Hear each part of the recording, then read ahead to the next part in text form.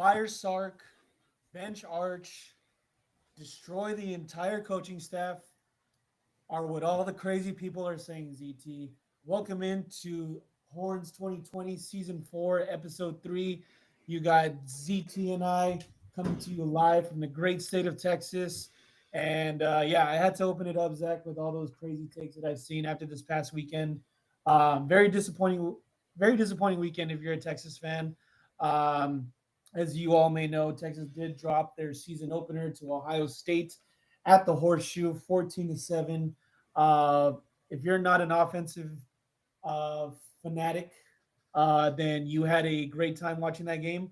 Otherwise, if you're a casual fan that only pays attention to offense, then that game was probably the worst game you've ever watched. Um, but if you're one of us, then you are not as let down as many others may think. Because I mean, this was the opening game of the season, Zach. And it seems like asking it was asking too much for Arch to go into the shoe, his first official start as the QB1 for Texas on the road. He's never thrown a road pass, and he's playing against or he's never thrown a pass attempt on the road, and he's playing against the defending national champions. So I was a little disappointed, Zach. I mean, I obviously wish things would have gone a little bit different, but yeah, right now I'm just at that point where it's like, all right, let's take a step back. Sorry for being delusional to everybody and telling everybody we were going to win, but yeah, I was a little bit delusional thinking that the that Texas was going to win that game on Saturday. I don't know if you're on the same boat as me, but I'd like to hear your take, Zach. Yeah, well, what an intro! First of all, AJ, I was like, "Whoa, Sorry, yeah, yeah. AJ's coming out with some heat." But I like the twist up because I definitely am on the side with you here. This is not. I'm not fully panicked. I am definitely not on that side of fire everyone. Arch is a bust. I'm definitely not on that side. So yeah, I think there's a lot of overreactions. It was game one. And AJ, I think the only part I'll disagree with you on is that we were delusional. I think we were very right in saying that this was a very winnable game and that we should have won. And we're going to Yeah. talk about the stats. And I truly still feel this way, even after losing. And you can call us just delusional for thinking that, Mhm. or just, I mean, full of Texas, whatever it may be. But I truly feel like we were the better team. I truly feel like that game was very, very winnable, and that we should win that game. I don't know, 8 times out of 10. And unfortunately, these were the two. This was one of the 2 times that wouldn't have been the case, and we'll talk about it in the stats. But yeah, I truly feel like this was a winnable game. So I don't feel like we were delusional for talking about that last week. Unfortunately, didn't go our way. So like as you said, disappointing. But I will say, AJ, um, Saturday was one of the first times that we've lost, and I've taken a loss not so harshly. I didn't want Yeah. to drink my sorrows away all day. I was able to move on with my life, watch the rest of Saturday games, hang out here with Sarah. So yeah, it was still a good weekend, despite the outcome that we did not want. Yeah. Yeah, I know. It's definitely like I don't know how to explain it, but like I mean, I wasn't ready to accept the loss before the game had started. Because I honestly thought, we had the better chance of winning, and I still think we have the better squad over Ohio State.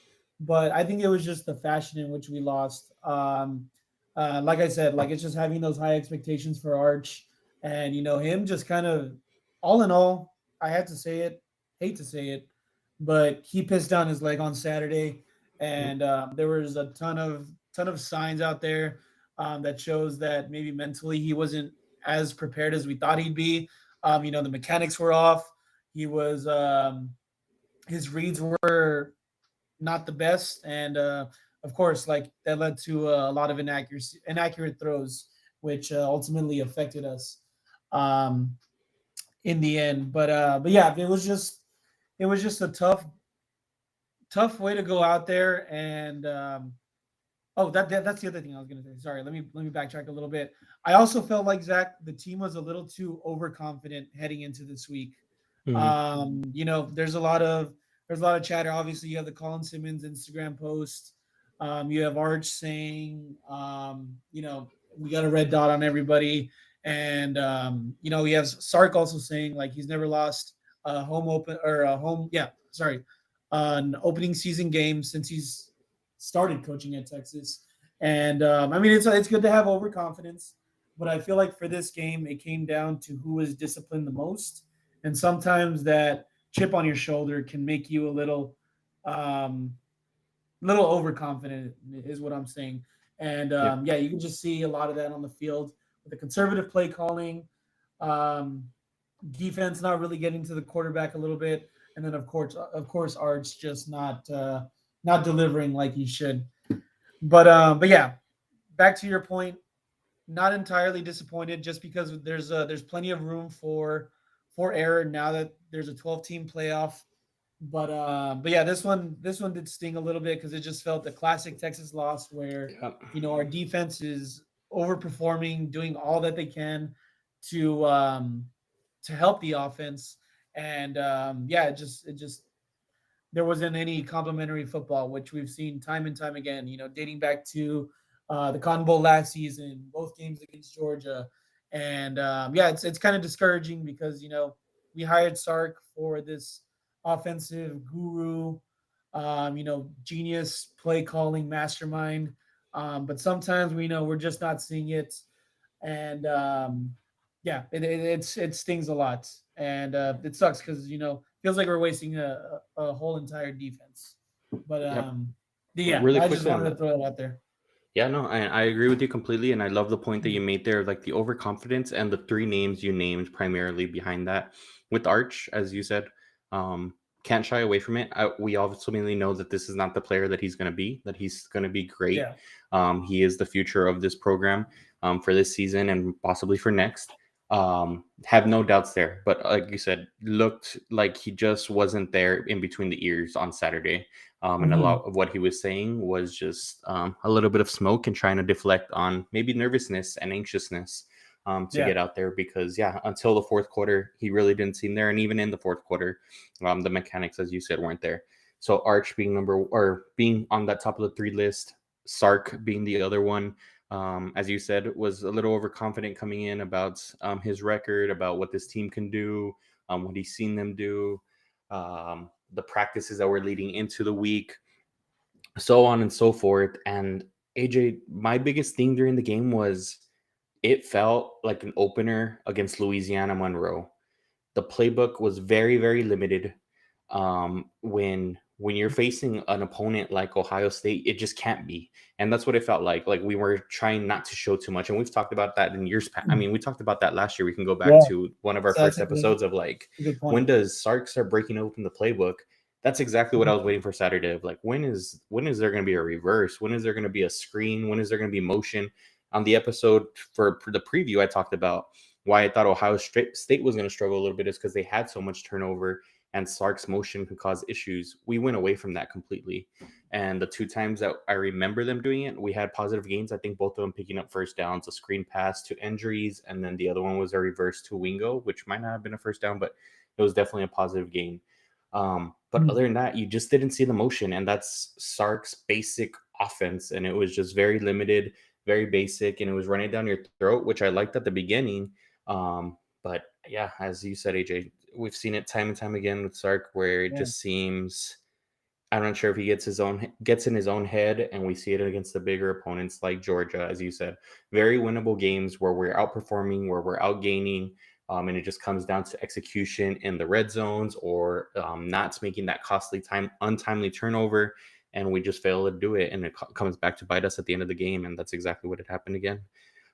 yeah, So very unfortunate. And then the last guy, as you said, Colin Simmons. We talked about him. Came in really hyped up, and he probably had the most costly penalty out of the entire game with that face mask that ended up leading into a touchdown for Ohio State. yeah, So yeah, as you said, a very winnable game, and that's what's really disheartening. But I still think a bright season. But we'll jump into these stats and a little bit of those missed opportunities that we're talking about. yeah, yeah. And real quick, just one more point and one more question. Um, so like obviously, there were some plays that I feel like were kind of we just weren't able to execute, and there were good play calls. I mean, obviously the opening play of the game, like that would have been a huge statement if Arch had just able to get it. What was it, Parker Livingston? To That that, one or was was to it? Moore. Oh, that's Yeah, right. the one Yeah, he that one skipped up. was Yeah.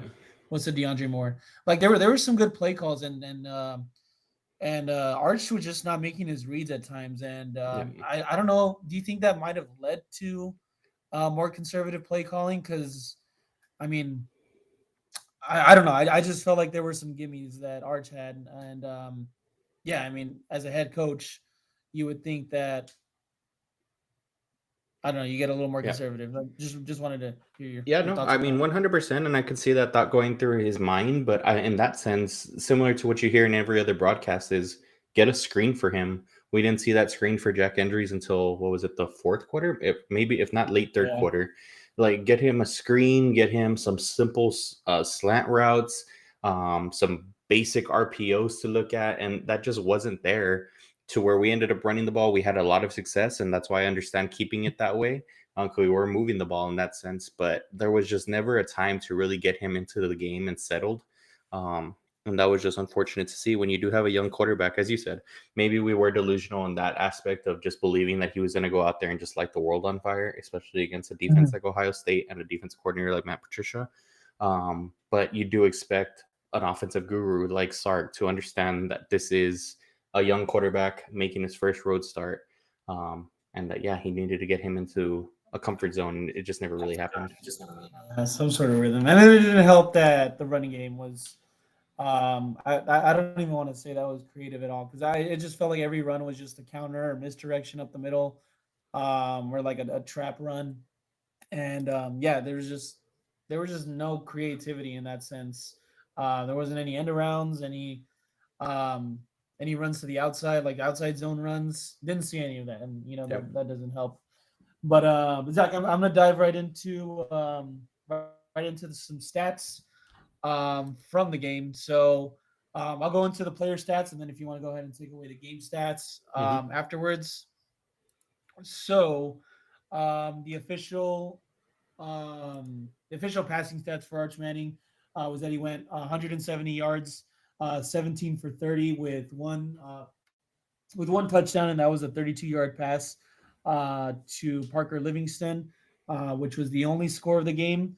Rushing split, Zach, we have Wisner going 16 for 80 yards, averaging 5 yards a carry, and Baxter 10 for 40 yards, averaging 4 yards a carry. Receiving, we had Endries as the leading receiver, 4 catches for 50 yards. Livingston went 2 for 47, including that 32-yard touchdown pass.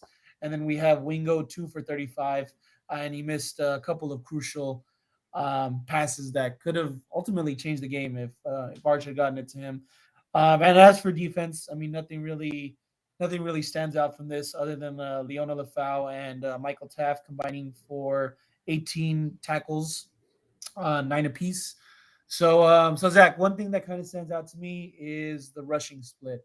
I feel like everybody, including the broadcast, including out of training camp, that CJ Baxter was going to be the lead back heading into this. He didn't lead the workload. What's going on? Yeah. what were your takes on that? Yeah, it was surprising, and I don't know if it's something about like conditioning, as you said. Though in camp, it seems like he was a full go. At the beginning of the game, Wisner does come out, and then or no, Baxter does start the game. At one point, he's the leading receiver as well as rusher for the team, and then we just really didn't see him for 2 quarters, which was very odd to me, to be completely honest. Um, because he can do both. He can pass. He can rush. He can also. He is a great receiving back, and then he also had a crucial block on he picked up a blitz from a linebacker, which was, I mean, amazing. So I just don't understand Yeah. what reason you have to pull him out of the game. So yeah, I was a little surprised. AJ, I even texted you guys that, and no disrespect to Quintrell Wisner on this one, but that if I had to choose, that it would be a 70-30 split of this backfield in favor of CJ Baxter. And yeah, we just didn't see it other than in that first quarter. Yeah, and you know what? Like I get the whole, you got to ramp up CJ Baxter's workload, just because of his ACL injury last Yeah. year, right? Yeah. Mhm. Um, But I mean, CJ Baxter just looked like the much more physical, dominant back, and he even had that one drive where I believe we gave the ball to him 3 or 4 times in a row, and we were able to get into the red zone. Yep. Unfortunately, we were stopped in the red zone, but yeah, I mean, it's just that I don't know. It's just I guess like paralysis by analysis, where um, you just got to give it to the hot hand sometimes, and Yeah. it kind of does, and maybe goes against the philosophy heading into this game of giving Wisner a majority of the carries, but I mean, I don't know. It's just some things you don't some things they coaches need to pick up. I don't know. I feel like it Yep. wasn't too hard. Yeah, like I completely agree with you on that one. Is the paralysis by analysis, and again, understanding that this isn't any other season opener. This is not Louisiana Yeah. Monroe. This is not UTEP. This is not San Jose State. This is Ohio State. This is the number 3 team in the nation, the defending national champions. That it is not we're easing our players into their workload. It is not that we're splitting carries. It is that you're finding the hot hand. You're finding what is working, and you're just going to it. And what was working was just running it down their throat with the most physical back of our backfield, and it was CJ Baxter, and it kind of broke away from that. Ultimately, both of them had some pretty good games, and one thing that we haven't talked about, the question mark we had going into this game, AJ, our offensive line performed pretty well, except towards the end of the Yeah. game where we had a crucial missed block there on that 4th down, and a couple of bad penalties, but other than that, strong performance against a good defensive line or a good front 7 for that instance against Yeah. Ohio State. That both running backs performed well, but ultimately, yeah, I do think we missed out on some key opportunities without CJ Baxter in the game. Yeah. Yeah, I know. It was rough. And then obviously, I mean, you got to give the kudos to Ohio State, Zach. Um, Man, I hate that I have to say this, but I respect Ryan Day. I don't know if you're on that same kind Uh, of mentality as me, but I is don't it know. I because of just the feel like nipple piercing or? yeah, this was kind of nippy on Saturday out in Columbus. Um, no, I don't know. I just felt like his guys, like all his guys needed to do was play a disciplined game, and that's exactly what they did. Yep. Um, and then I mean, obviously, I hate Matt Patricia. He's ruined a lot of fantasy seasons for me. So I guess the hate just stems from there. But man, he went all out for this game, and the defensive line, the linebacker room, it was crazy. I learned what a coffee house blitz is. Zach, have you heard about that? No, and I didn't pick up on it on Saturday. Yeah, so this is actually what threw off a lot of our offensive line, especially Gooseby and Baker. This got him a couple times. But it's like when a linebacker is lined up in the B gap, and he's about to blitz, but right when the play is called, or right when the play starts, the player backs up and kind of plays it off like he's going into coverage. So the offensive line kind of turns his focus to whoever's next to block, but then that player goes down and blitzes again and attacks that gap, opening it up and yeah, just wreaking havoc. Hmm. I saw that on TikTok and I was like, damn, like that's pretty deep in a pass rush bag, if you ask me. Yeah. I I don't know. mean, It's just discipline. yeah, no, they called both of them called an exceptional game, as you said. It was a matter of just play your own game, stay within yourself, and that's exactly what they did. They took advantage of when there was mistakes on our end, and took advantage of when the opportunities presented themselves. When they were down on the goal line at 4th and 1, they were able to score. We were not. So yeah, I mean, overall, solid performance on their end, and solid performance from our defense. And at the end of the day, it was just a more disciplined team that ended up winning and who was able to convert on their opportunities. But with that being said, Yep. AJ, I'm going to jump into some game stats. And as we said at the beginning of the episode, Yeah. this is one of these games again that hurts because it wasn't that we got blown out. It wasn't the fact that we were just outgained and we gained all these yards in garbage time, or that it became close in the final 2 minutes. It was that we were hanging in there. It was that we were actually the team moving the ball more, driving past the 50 more, in the red zone more, and these game stats show that, and that's why this loss hurts just a little bit more than the rest. But But so our game stats for the day. Throughout all of these stats, I'm going to read Texas's stat line first, and then Ohio State's. So total yards, we had Texas at 336, Ohio State at 203. Passing yards, even though Arch Manning struggled, he had 170, Ohio State 126. Rushing yards, Texas at 166, Ohio State at 77. First downs on the in the game, Texas had 16, Ohio State had 11. Third downs, even though that is a main focal point of discussion from all Texas haters, Texas converted 5 for 14. Ohio State only converted 3 for 12, so Texas did have the higher percentage there as well. But these are the two areas where Texas got hurt the most in penalties. Texas, I guess it depends how you word this one, but Texas led the way with 6 penalties for 50 yards, while Ohio State only had 2 penalties for 15 yards. And then, of course, the turnover battle, which is a key indicator of who wins these close games. Texas had 1 turnover compared to Ohio State having 0. AJ, any main takeaways from these game stats? So quantifiably, we beat them on every stat, right? Yeah, like if we were doing just fantasy scores, we win. Yeah. Even if we were doing a fantasy league with penalties, we would also win and turnovers. But yeah, Zach, I mean, it just sucks having to read these stats. I mean, knowing that we beat them on, I mean, pretty much all the key statistics. I mean, we beat them on the ground game. I mean, they only had 77 yards. I thought they had way more. 166 is also crazy, but yeah, I mean, after watching that game, you would assume Ohio State dominated the offensive side of the ball more, but yeah, I mean, it just goes back to what I said about the defense just laying out a masterclass game. I mean, obviously there weren't any turnovers or any sacks, but they do whatever you need to win the game on the offensive side, and unfortunately, that's where we fall up short. But yeah, the third down conversions, yeah, those suck. The penalties, Zach. One crucial one I wanted to talk about. Was that one on Ohio State's own 1 yard line, or I think it was a 2 yard line, when they got called for a holding, but we had a was it hands to the face, legal hands to the face? Yeah, which was our second one of the kind. Yeah. Yeah, the second one. Yeah, exactly. And those hurt because I mean that would have ended up in a safety and the ball back in a good field position. So yeah, it definitely hurts to read these stats. That's for sure. Yeah, and to talk about those penalties really quickly.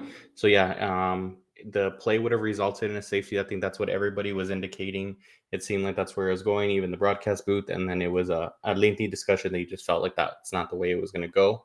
I don't recall who was called for that penalty at the time, but yes, there was a holding on offensive lineman, so it was in the end zone, so it would have resulted in a safety. However, one of our edge rushers, I want to say it was, had their hands in the offensive lineman's face, took off their helmet, and it was a little bit of a late call there because of the helmet. And yeah, it results in offsetting penalties. Play is redone. And yeah, obviously we don't get the safety there. We did end up getting the stop, but we don't get the safety there, so points off the board, and do not get the ball back with that great of field position as we would have originally. The other time that we had a penalty of such, so again, that penalty itself, where hands are just not supposed to be where they are, costed us dearly. Also, on Ohio State's first touchdown drive, we had Colin Simmons rushing from the right-hand edge. Yeah, third and four, third and 5. We get the stop. Another late penalty comes in. Clear as day, Colin Simmons just has, and I actually want to say that one was called a face mask, not even illegal hands to the face. Colin Simmons gets called for a face mask. Drive continues, and Ohio State ends up scoring there on that 4th and 1 on that possession as well. So, yeah, as you said, AJ, credit to Ryan Day's squad, right? Like, they were the more disciplined ones, and unfortunately, we made those untimely, costly mistakes there, especially with those 2 penalties. Yeah, and then like I feel like we talked about this a lot of times, but it's just these big games. It comes down to sometimes it just comes down to those plays. Yep. And I mean, whoever commits them less is usually the team that wins. So I don't know. It just sucks. And they were good calls. They weren't controversial. Yeah, no, absolutely great calls. And Dom had actually asked me about that because he wasn't watching the game. Was like, were these good calls? And yeah, I mean, again, Saturday was one of the first times that I can tell you that the loss, yes, did hurt, but it wasn't one of the losses that I was angry about. Because at the end of the day, first game of the season, had to be realistic, had to take a step back, understand the goods that we did, Yeah. but also understand that we weren't robbed necessarily, even by referees. So yeah, it was one of those games that I just felt like we were able to take a step back. And I'm glad that we're on the same page on this one, AJ. Um, Also on the same page, AJ, we had some missed opportunities, and I'll read them out. And then if you want to discuss any one of them, Go for and it. these missed opportunities, as you talked about, these games come down to inches or maybe one or two plays throughout the game. I feel like there was 6 plays that we can highlight that really changed the trajectory and the outcome of this game. Missed opportunities. The first one, receiving the kick. AJ, this is one. I think mine and yours pet peeve of Sark as a coach. He loves receiving the kick to open the game. In 31 games that he's coached, he has received the ball 20 times. The offense has only scored a touchdown 2 times, so 2 for 20 in games that we received the opening kick to convert an opening touchdown, and that obviously continued on Saturday. Another missed opportunity here. Wrong read on 4th and 2 of the first possession from Arch. This one has been circulating, AJ, and it just goes to a credit of what you were talking about. Arch is not making the right reads. He has the open lane because the edge rusher crashes. You also have Endries breaking out on the right-hand side, doesn't read it, and leaves CJ Baxter with the ball. Third one here, 3rd and 4, stop by Littleton. Again, face mask that we just talked about by Simmons, and ends up with the touchdown. 4th one, goal line turnover on downs. End of the 3rd quarter, Arch fails a QB sneak, which I absolutely hated the play call. We just looked off-centered, not set, and obviously Ohio State's defensive line dominated on that play. It didn't look ready. It was obvious. Everybody knew we were going to do QB sneak. Okay, sorry. Didn't mean to interrupt. Yeah, no worries. 2 more. Goal to go turnover again. So our second time that we had turnover on downs in the red zone. This was 7.5 minutes in the 4th quarter, and the pass was dropped in the corner of the end zone. Definitely a difficult pass, AJ, but one that definitely hit Livingston in the hands. And if it hits you in the hands, it's a rule that we all grew up with. You have to catch it. So yeah, tough one there. And then final drive, the complete incompletion of Wingo on the 3rd down. Brutal. All he had to do was lay it out there in front of him. Instead, it was behind him. Doesn't come up with the catch. And then on that 4th down play, just a free edge rusher that was very reminiscent of last year's playoff game where we obviously fumble and they returned the ball. It was very similar to that. And yeah, free edge rusher doesn't give us time and we have to dump it down. Caleb Downs makes the tackle. End of game. Yeah. Yeah, that wasn't Brandon Baker on that play. That was Cam Williams out there. He's back. In case you didn't know, that's because he just allowed whatever edge rusher, I don't know what his name was, just to make a play. So yeah, that sucks. I'm just gonna give my initial knee-jerk reaction to all these, Zach. We talk about this every game, just how pissed off we get every time we receive the ball, knowing we have the best defense and we have a better defense and we have a better offense. We have a better defense than an offense. So it's like, why don't we just let our better unit start off the game right? And hopefully somebody knocks that into Sark's head. Grayson Littleton, Zach, I think he might be a game changer. I don't know. Yeah, he's looking pretty good. He did his thing against Jeremiah Smith. But yeah, that face mask by Simmons definitely hurt. And yeah, like I said, the Arch failed quarterback sneak. Everybody knew it was going to happen. I don't know. I don't know what you do in that situation as an offense. Call an audible if you can, but yeah, that one definitely sucked. The goal-to-go turnover on downs with 7 minutes left in the game. I believe the play before Wingo was wide open on a drag route, or it might have been that same play actually. No, it's the play before. Yeah, the play before. Then yeah, Wingo wide open on a drag route. Arch holds the ball for an extra 1/10 of the second, sees him, touchdown, whatever. But that didn't happen. And yeah, that incompletion to Ryan Wingo, that one stung, and that was again a case of the jitters because I don't know what kind of throwing motion that was, Zach. That was worse than Quinn in his early days with Texas. Because man, I just don't know how you allow that to happen. Being that baked into the system already. That's just my opinion. Yeah, I mean that one. That's the play that's circulating over the internet about his mechanics. It was bad. I mean, there's no way to say it, and he would say it Mhm. himself. It was very, very bad. That I never want to say. I hate people that say this. I hate when I say it. We could complete it that pass, AJ. Um, Yeah, you that's just had to lay it out there. If you wanted to float it as much as you like, however much you wanted to float that ball, you could have, and there would have been space for Ryan Wingo to run. Um, the other point on on those top on of that, that, he throws a laser.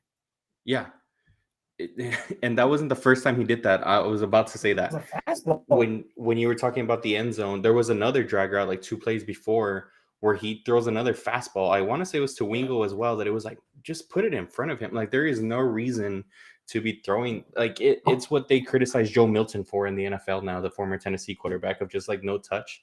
Obviously, that Yeah. is not what we hear about Arch, and that's what it was on Saturday. Was just no touch, and yeah, the I should have put this as its own segment in missed opportunities. Anytime there was a drag route, it was the worst thing that could happen to our offense because at some point in time it was either he missed the receiver or it was just a terrible throw. So yeah, that was the big one or the big ones in my opinion there on Saturday that just has me Yeah. pulling out my hair. Yeah, it happened too many times. And What was that, AJ? I'm sorry. yeah. Yeah, it just happened. Sorry, I think yeah, it just happened one too many times. And yeah, it just it stings seeing those things. But yeah, I mean, it's onward. What we I think what we want our listeners to get away with or to go away with from this episode is not to panic on Arch yet. I mean it sucks that he wasn't as ready as we thought he'd be, but I mean let's just keep in mind that that's his first game on the road, and that happens to be the toughest game he's played so far as a starter. So yeah, don't fall for the internet narratives yet. There's still plenty of ball game left, and that is the perfect segue into our San Jose State preview, Really quickly, which is AJ. where. Go ahead. Go ahead. I do want to leave off with a good note because players should be highlighted as well. Yeah. You talked about Grayson Littleton. Also, Mhm. want to talk about our punting game. Tell me that No. just did not give you Missouri vibes. Bowl game. Oh yes, yes, Yeah, yeah. like That was that was Dixon, right? yeah. So Yeah. Boomeister also was an MVP of our game on Saturday. He's honestly what right next to the defense would help keep us in that game. So I think a shout out is due there as well. Yeah. But yeah, Yeah. just Hey. to end there, Yeah. it's good Good. to Good point, highlight. Zach. And at the end of the day, like you said, AJ, bright future. Don't fall into the narrative that this is Mhm. the end of the Texas season already. Obviously, we're in a different playoff format. We know this already that there is a chance, and we tweeted this right after the game. Not the outcome we wanted, but we definitely know that this roster is still able to accomplish the main goal at hand, is winning a national championship. Players will develop. Arch will be better. Our defense is solid, probably number one, if not number two or number two, if not number one in the nation. So yeah, still feeling really, really good about this. Not the outcome we wanted, but still really feeling really good about the Texas rest of the season. And we're about to talk about game number 2 here. Yep. Game number 2, which gives us our second game of the sample size on Arch Manning's performance as a Texas Longhorn.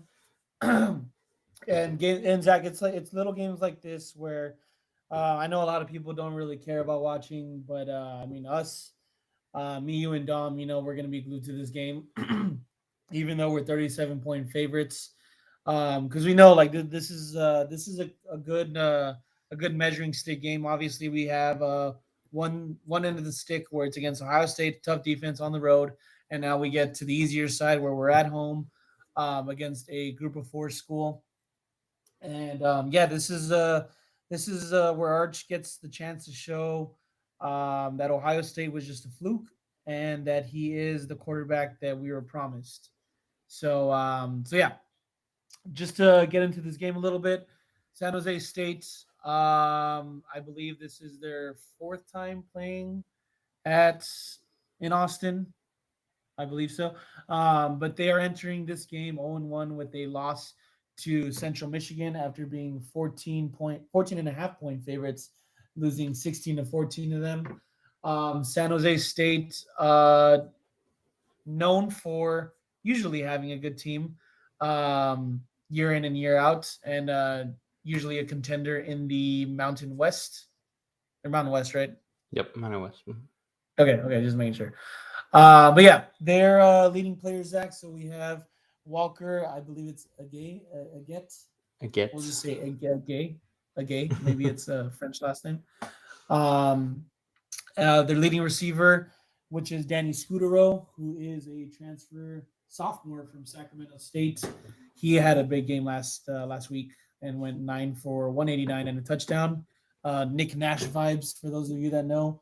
Yep. And yeah, they're it's pretty much it. Pretty much all there is to highlight about them. Yeah, I mean, 36 and a half point favorites, point total at 52 and a half. Sorry, Zach, go ahead. No, you're good. You hit the nail on the head on those two key players to watch. As you said exactly, Nick Nash replaced by Danny Scudero. I'm not worried, AJ. I hope you're not either. As you said last week, they should have won that game. It was actually I was actually watching this game because I had DraftKings lineups on it, and I had both Iget and Scooter. How do you pronounce that name? I'm just gonna say Danny Scudero? or Nick Nash 2.0. That's what I'm gonna call him. I had Wiggett and Nick Nash 2.0 in my lineups, and yeah, San Jose State lost on a last minute field goal, I want to say it was, by Central Michigan as 14.5 point favorites. So looking very favorable for the Longhorns. As you said, the spread says it all with the 36.5 point favorite. Yep, 36 and a half point right now. But yeah, this is a season opener for the Longhorns. Zach, this game will be played at 11 a.m. Mm-hmm. So another game in the morning. So that kind of sucks. But yeah, Zach. I mean, just what we need to look out for here is just I want Sark to dial in the run game. I want to see Arch show flashes of why he's great, and yeah, I guess that's just my main focus. I can not really care about. I mean, obviously the defense is important; they're going to play good, but I think all eyes are on the Texas offense because there's a lot left to be desired from last week. I don't know if you're on the same boat, but yeah.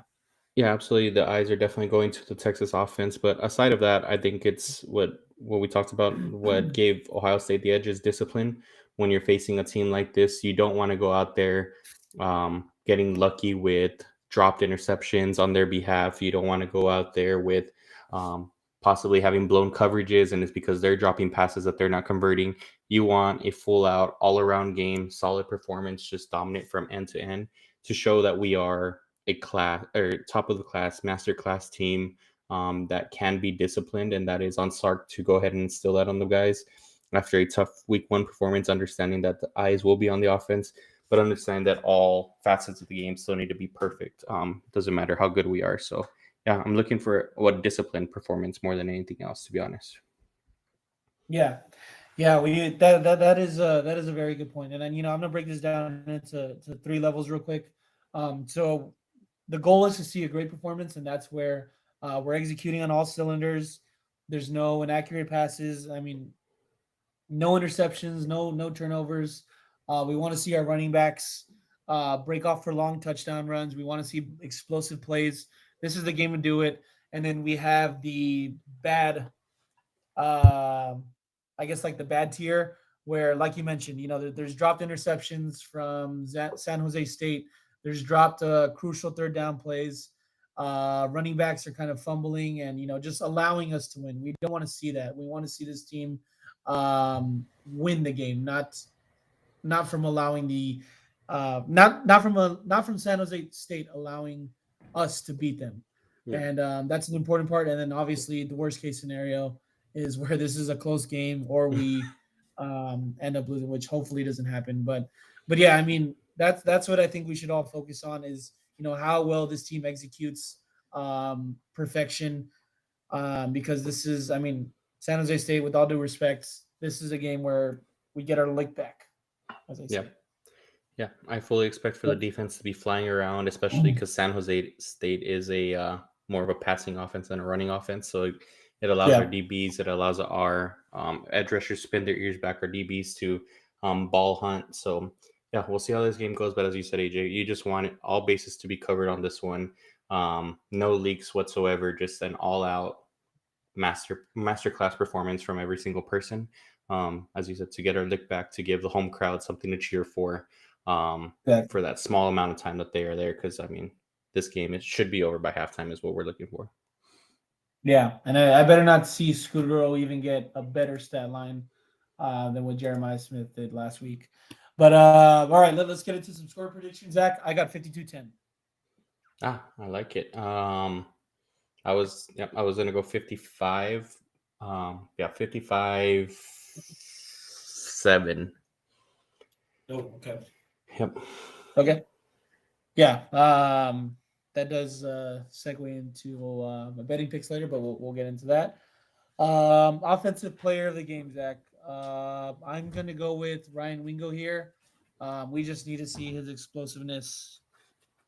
It needs to be this game. I don't know what else to say, but this needs to be his game. Yeah, we definitely I like that pick, AJ. We definitely need somebody to just step as the wide receiver one. We all believe it's going to be Ryan Wingo. So as you said, this needs to be the game. I'll go the opposite end. I do think after seeing his performance in week one, he just has some burners. I'm going to go with Parker Livingston. I think he's going to be a consistent force in terms of a big body running down the sideline, running down the seams. So give me a touchdown from Parker Livingston. Oh, okay. Okay. Yeah, hope Wingo gets a touchdown too. Let's get into the defensive player of the game, Zach. You want to go first on this one? Yeah, Once you get honors. I'm gonna go with Malik Muhammad. We talked about people flying around. I talked about people flying around here that they need to be ball hawks on this game because of the passing opportunities. We talked about Nick Nash 2.0 and how San Jose State likes to air it out. We need our veteran to show up to be that cornerback one. So give me Malik Muhammad here to have an interception. Yeah, our guy Manny. All right, so I'm going to go with Anthony Hilzak. I have a feeling that San Jose State knows they won't be able to go deep. What does that mean? Short intermediate passes that allows linebackers to jump any sort of short route. So yeah, I mean, hopefully, I mean, Anhill, I don't think he's gotten a pick six yet. Hopefully, this is the game he does it.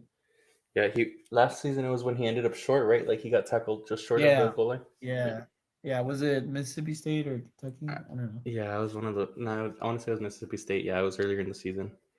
Yeah, one of those FCS schools. I don't know. But I like that call.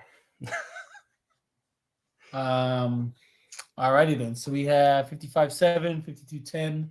We are both assuming that Texas will cover and the over will hit. And then Zach, you have Parker Livingston. I have Trey Wingo as the offensive players of the game, and then you have Manny Muhammad and I have Anthill as the defensive players of the game. Yeah, and I just caught myself. I was saying Malik Muhammad, Manny Muhammad. I apologize for that one. No, That's that's his nickname. No, that's his nickname. Yeah, no, I know, but that's how it's primarily known. So just for anybody that isn't like familiar, so thank you for catching that one. Sorry. Oh my god! And I said Trey Wingo. I mean Ryan Wingo. You got It's late at night on a Tuesday, AJ. We just went through a full breakdown of Ohio State. I think we're allowed a couple, but we need to start becoming more disciplined if we want our guys disciplined on the field. So last mistake for the night here. Yeah, discipline in the studio means discipline on the field. My bad. I'm accountable. Yeah. I'm accountable. Yeah. I can't believe I said Trey Wingo. Oh my god, that is so. It's fantasy football season, AJ. That's where your mind's going. That's all right. Yeah, I know. Imagine if I said Jonathan Mingo. That would have been crazy. Alrighty, so that is our week one preview, short and sweet. We hope that there's no drama from this game, Zach. We want no injuries. We just want our guys to go out there, hang 50 on these guys, and just walk out. That's all. That's all we're looking for. That's not asking for much. We're just executing to perfection. That's exactly what this team needs to look good and to kind of shut up the media's narrative on Texas offense right now. Yeah, the only question that should be coming out of Saturday is if I'm driving back to San Antonio after the tailgate or not. That's the only question that should be had. Oh yeah, hell yeah, oh yeah. And we promote safe driving. That's all. That's why I'm saying the question is going to be: Yes. Are we going to have to safe drive, or are we going to have to stay safely at an Airbnb in Austin? That's the only question. Yes, or Uber. Uber's up there too. Yes, Uber's up there. Long Uber, but worth it. All right, Zach. So, any other final statements before we head into some of our other sports and our week two picks? No, AJ. As we said, just stay firm with this team. We are a top team in the nation. There is still high aspirations for this team. It was a tough week one start, but this team is definitely capable of so much, or of so much. So yeah, stay firm, guys. Stay supporting our boys and get out there to a home game if you guys are able to. Yep. Oh shit. Last question, Zach. Sorry. Just because of the week one results, obviously there's some huge upsets. Who's in a worse spot right now? Is it us, Alabama, Clemson, or Notre Dame? Oof. So those are all the week one who's in the losers in worst terms spot? of top 25, right? Yeah, top 10 if anything. Oh yeah. Was Bama top 10? Yeah, right. Yeah, they were 10 or 9.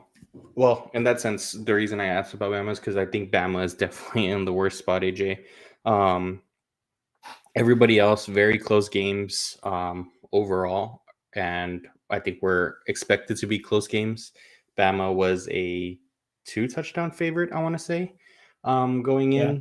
This is a Florida State team who are definitely better for 100%. That needs to be said. But the other day, a team that only won 2 games last year, a quarterback who gave you all of the message board material that you needed going into the game by talking crap, saying Nick Saban isn't there to save you anymore. And again, Alabama falls short against an unranked opponent. They were getting pushed around, AJ. It wasn't just necessarily that like this was a last second touchdown or a walk-off field goal. They were getting pushed around. The Florida State was running the ball against them. They were passing the ball. They were doing anything they wanted. They were the ones flying around on defense, had more effort. So yeah, AJ, I think it's going to be some scary hours for Kalen DeBoer sooner rather than later. Yeah, that game should be a huge wake up call for Alabama because they look terrible and Tommy Castellanos is not a good quarterback by any means. Yeah, if you had to rank those Might be four teams, AJ, in terms of like who you'd rather be, where would you have them? So I'd have Bama last, I think. Third, I'm gonna go with Clemson just because they it's the same team year over year, and they still look like the same team. That's kind of bad. And then Notre Dame, I'm gonna put them at the 2 spot. Miami kind of looks good. So, I mean, they were trotting out there is he a true freshman quarterback, Zach? CJ Carr? Yeah. He is. Yeah. Well, no, he might. I know he's a first-time starter. I don't know redshirt. if he's still fresh. Yeah, he might be a redshirt. Redshirt freshman, yeah. But yeah, I mean, it's just one of those scenarios where you're asking a lot from your quarterback to do that. And then yeah, I'm gonna put Texas at the last spot just because of how well rounded everything is. I completely agree with you on that one, AJ. In terms of coaching aspects, in terms of rosters, I agree with that. That statement 100%. Since you brought up Miami, just one quick point. I know we're getting off topic. Were you annoyed by Carson Beck's post-game interview?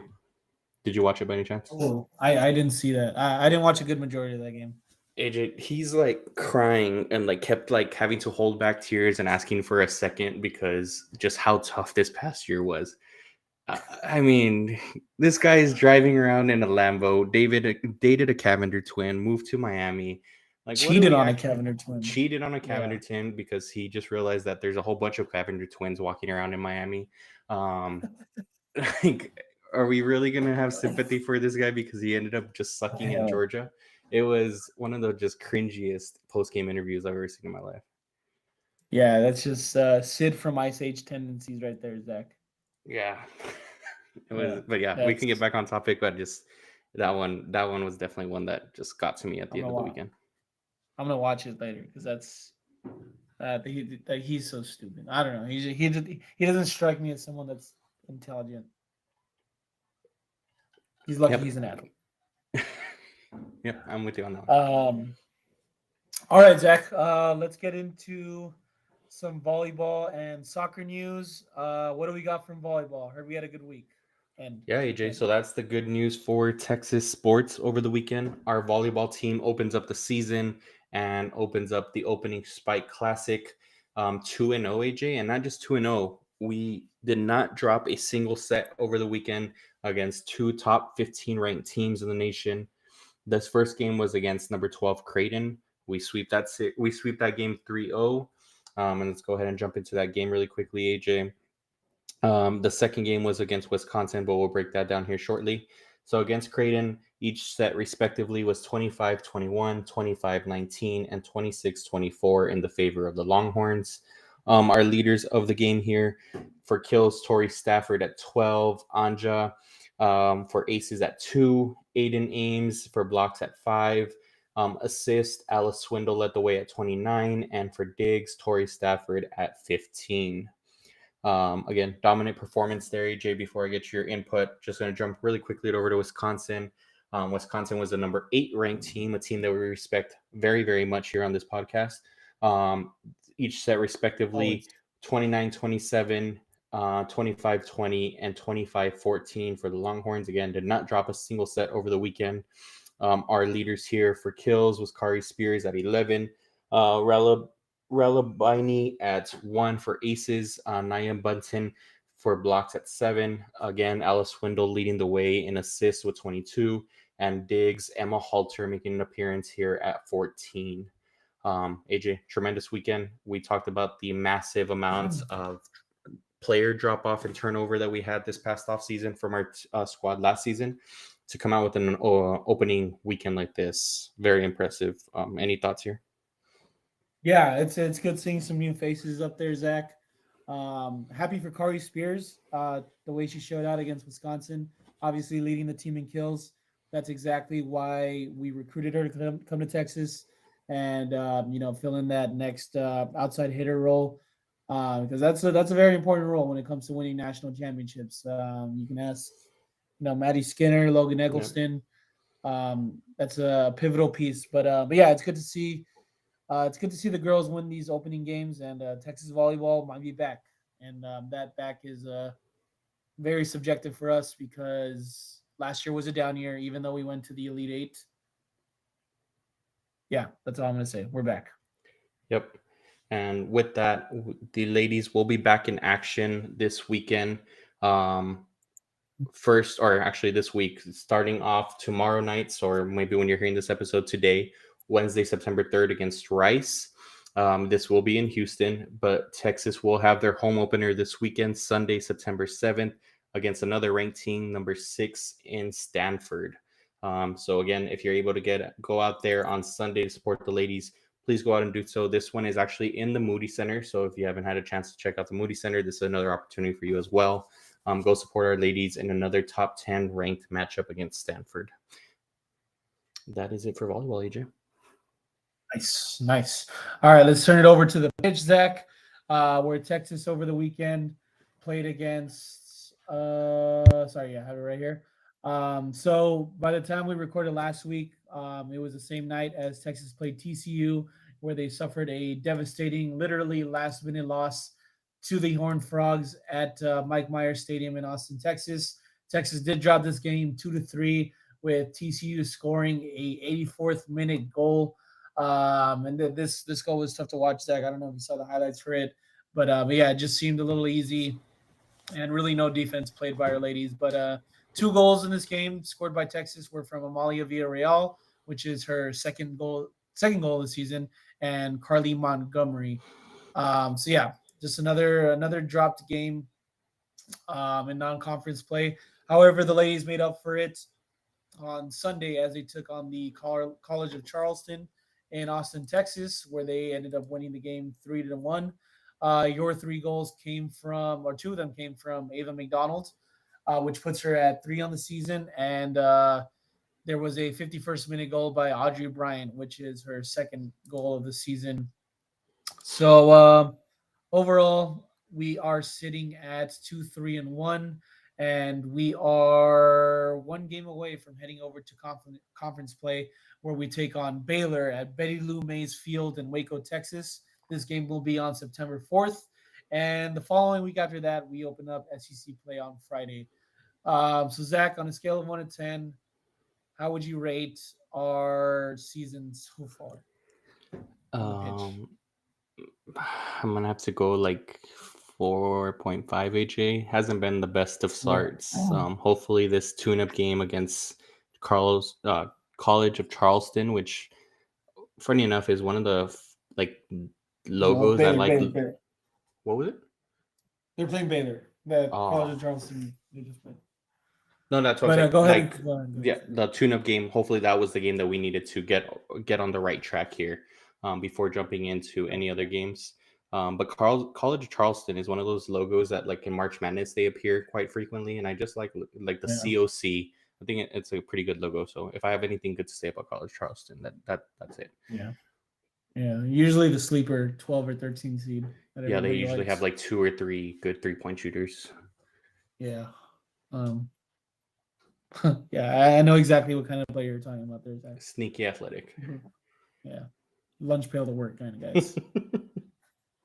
But yeah, hopefully they're able to fix things up against Baylor this weekend before we take on Missouri.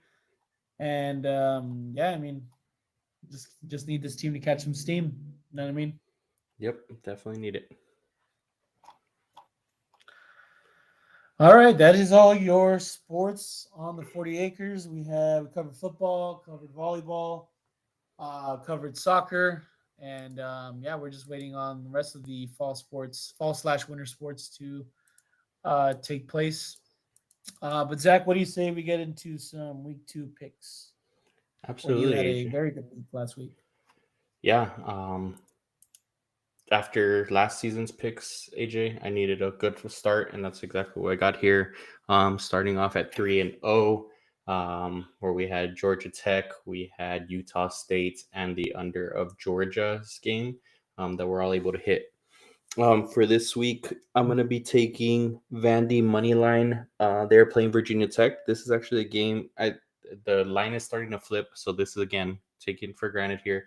But this is on a Tuesday night. Originally, Vandy was a 3-point underdog. Now they're a 1.5-point underdog. So I'm taking Vandy money line because I feel like that's where it's going to end up shifting to anyway. My second pick here is Oklahoma. Yes, they still suck, but I'm going to be taking them at -5.5 against, who are they even playing? Michigan. Yep. Sorry, the name was slipping my mind. I just think their offense will be just a little bit too much for Michigan to handle. Even if Michigan's defense helps keep them in it, I don't think they have any offense to be able to keep up here on this game. And then last one here, Iowa State -3 against their other Iowa University, or against Iowa University. So yeah, I just think, as usual, Iowa has nothing to offer on offense. That this will be a relatively low-scoring game, but I think Iowa State will do just enough with Rocco Becht leading the way to cover this 3-point spread. Nice. I like that Vandy pick, Zach. If I can get them at plus money, that's actually really good value, in my opinion. They must be playing at Virginia Tech, right? Let's actually check that out. I would say so. I mean, because I want to say that's the point advantage that Virginia Tech's getting. Yeah. I just don't see how Vandy isn't favored by 3 or more. It is at Virginia Tech. Yep. Yeah. Okay, that makes sense. And Virginia Tech didn't really impress me on Sunday. I don't know about you, Zach. Yeah, they got off to a hot start, similar to like what you saw in North Carolina, like a great opening script, and then just nothing after that. Yeah. Good picks. I like them. All right. As for my 3 picks, we're hoping to bounce back from a terrible 1-2 start. Obviously, you got to thank Texas for that. But we move onward. So yes, like I mentioned earlier in the episode, Texas will be winning this game by more than 37 points this weekend. So give me Texas minus 36.5. Expect a huge bounce back game. Expect San Jose State to not score very many points. But yeah, I think Texas. This is Texas' time to shine, and I'd bet on that. My second game of the week, I'll be taking on Illinois as they play Duke this week. I've been high on Illinois heading into the season. I think they are a very complete team. I don't know why this game is so small, or I don't know why the spread is so small against Duke, who is definitely an above average team Yep.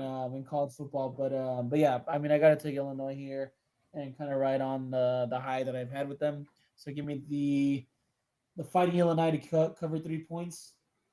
And last but not least, I will take Pitt minus 21.5. I know that the spread is kind of big, but I mean, I trust Pitt. I kind of like the way how they look week one. They're playing Central Michigan, who obviously beat San Jose State last week. But I mean, maybe San Jose State is really that bad. I don't think Central Michigan is that good. So yeah, give me Pitt. They have a very stout defense, stout linebacker room, and yeah, Central Michigan likes to run the ball. Won't be able to against Pitt. So give me what's Pitt's mascot again, Zach? I'm blanking right now. Panther. There you go. Yeah, give me the Panthers to cover 21.5 points. It's 2 blanks on the day. Yep. Again, late at night on a Wednesday or Tuesday night, guys. Forgive us here, but I do like your picks a lot, AJ. I told you at the beginning when I saw the Pittsburgh pick, solid. Oh, we both said we have faith in Eli Holstein. Fun fact, AJ, I learned that the cows with spots on is actually a Holstein cow. Did you know that? Wait, say that again? Cow, just the typical cow that you grow up drawing with the white with black spots on them. They're called yeah. Holstein cows. Oh, really? Yeah, I learned that from Oh, watching the Pittsburgh game this past week, and they were talking about Eli Holstein, and they talked about the Holstein cow. I was like, oh wow. And there was a theory that Holstein cows are actually not like the most popular, and we don't understand why as kids we grow up drawing them that way when you usually just see a normally, solid colored cattle. That's what the conversation in the booth was. So just FYI, if you guys missed the Pittsburgh game, you didn't miss out on much. Yeah, well, maybe that just comes from like big dairy propaganda. Yeah, I don't know. Maybe they just wanted to. Maybe white and black is more. Not gonna get into that. But yeah, but Holstein cows. That's a fun fact, Zach. I didn't know there's different names for cows. Yeah, you learn something new every day, and I definitely did learn one. I also had heard them talking about it on a different podcast last week, and it's just funny that it came up twice in the same week. But yeah, you learn something new every day when you listen to Horns 2020 here. Yeah, that's what happens when you watch football. I mean, you just you become smarter. AJ, really quickly. Yeah. With your picks last week, were you that fan, Alabama fan at the end of the day, looking at your betting slip? Did you see the Alabama fan that flipped off the camera? Oh yes. Yeah, that would have been I definitely would have been that Alabama fan at the shoe if I was at the game and a camera panned to me, I would flip it off. Like I don't know, like I know why you're recording me. That was like, and it's already in the running for like the best video of the season. Like it was so perfectly timed. I texted you guys right away. Like I just put a whole bunch of ha-ha-has and the Bama fan because I was watching it live and I couldn't stop laughing. It was such perfect time. It's just so funny when they cut away too, because it's like the cameraman is like, oh damn. Yeah, he like the camera jerked immediately when the finger went up, but it was funny seeing like you could see the emotion on his face, and then for those that haven't seen it, the emotion on his face, just utter heartbreak, and then the realization that the camera is on him, and exactly what AJ said, like all the feelings in the world of just hate, and then the middle finger coming out. I know, and then like the head tilts, that was perfect. Yeah, like, yeah, that's classic. But yeah, I definitely felt that way after my picks, especially seeing Texas. That's for sure. Yeah, but we're definitely gonna have a bounce back this week, starting with that Texas yes, coverage. Sir. I feel it. Yeah, it's happening. It's happening. I don't think Sark's stat record after, or his ATS record after a loss is very notable, but it's going to improve after this weekend. Yes, sir. All right, Horns 2020 Nation, thanks for sticking with us. Again, don't panic. Football is still here. And there's AJ, plenty of it to quickly, watch. before you close out the Yeah. episode, it's a huge weekend. NFL starts this weekend, AJ. We're both huge fantasy players. Yeah. Give me real quick. First, I'm going to ask you two questions. Give me the Longhorn you're most excited to watch in the NFL. And then second, your Super Bowl prediction. Oh, man. Okay, so I'm going to go with... Yeah, I'm going to go with Xavier Worthy. My second choice is going to be Bijan, just because I think Penix really unlocks that offense. But I'm excited for Xavier Worthy just because of how he closed out the season last year. Should have won Super Bowl MVP, by the way. But he looked good he looked good in the postseason, and he looks a lot better than Crashy Rice. And once those first 6 weeks, I definitely think that Xavier Worthy is not going to come off the field, or he's not going to be on the field as a wide receiver too, just because of the improvement he's made. And he's the next coming of Tyreek Hill. So I'm gonna go with Xavier Worthy here. As for the Super Bowl prediction, man, it's hard to not say the Eagles. Yeah, man, I really think it might be another Eagles and Chiefs rematch. I mean, it's just this is gonna be like Cowboys and Steelers of the 80s. Yeah. Who else? Yeah, it's just like they're the only teams that are loaded, and they're gonna be loaded for a while. So I'm probably gonna regret this, Zach. But yeah, give me Chiefs and Eagles. Okay. I think the Chiefs win. Let me hear yours. On my end, I'm gonna go Matthew Golden, AJ. Packers have a lot of injuries in the wide receiver room that I do think, similar to what you're talking about with Xavier Worthy, that he's just gonna have a bigger role than what was expected to start the season. What we know about Matthew Golden is he steps up into the role that is needed for his team after last year. Yeah. So I expect big things from him. So I'm excited to see him.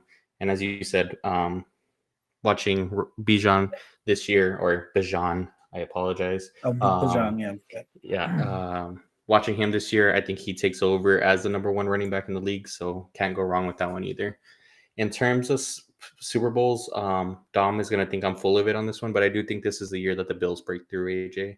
I do think this is the year that Hard Knocks breaks through and has a team that was actually good on Hard Knocks. So I'm going to take the Bills coming out of the AFC, have some good improvements on the defensive end, and eventually a quarterback like Josh Allen just needs to break through. So I'm going to take the Bills. And then on the NFC, like you said, it's hard not to go with the Eagles, AJ, but I do think they lost a lot of pieces on the defensive end that isn't talked about, especially in the secondary, and hopefully the Cowboys take advantage of that on Thursday night. But I'm going to go with the Lions, another team to finally break through as well. And so I'm going to go Bills-Lions. Bills-Lions. That's we were close to that last year. But very close. Yeah. One reason I like the Eagles, Zach, Andrew Mukuba. Yep. I think he might be the starter. Takes over CJ Gardner-Johnson. Way better in my opinion. So the defense might be there. Shout out to so I think letting me know about that. Yeah, exactly what you said there. So yes, there is drop-offs from players that left last year, but when you fill them in with Andrew Mukuba, I mean, you can't complain there either. So we'll see how it goes. Yeah. Good last pieces of questioning, Zach. We almost missed up on that. So thanks for bringing that up. But yeah, NFL's here. We're gonna have football all weekend now. Yes, sir. That'd be great. But all right, Horns 2020 Nation, thank you for sticking with us on this episode. Don't lose hope. Keep the faith. Texas is here. Football's back. We hope y'all have a great weekend, and hook 'em. Hook 'em.